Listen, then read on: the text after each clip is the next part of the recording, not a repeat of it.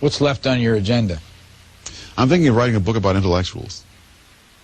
Now, there just was a book written about intellectuals. By Paul Johnson. Right. Yes. What would be different about yours? Mine would not be as generous as his.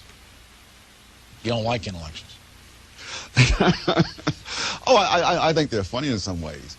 But I think that the intellectuals have a set of attitudes and beliefs which simply will not stand up under scrutiny, and which have been enormously damaging to the society around them. In other words, if they had a few crazy ideas of their own, and it was between themselves, who would care?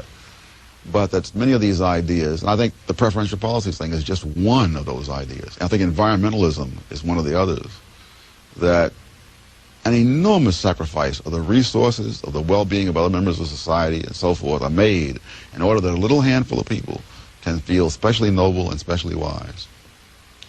We haven't got much time. This may be an unfair last question, but how do you define an intellectual? Oh, I take it as an occupational description. You know, it's people who make their living with words. And so, therefore, there's nothing qualitative about it. I do not assume, for example, that the average sociologist is smarter than the average auto repair man.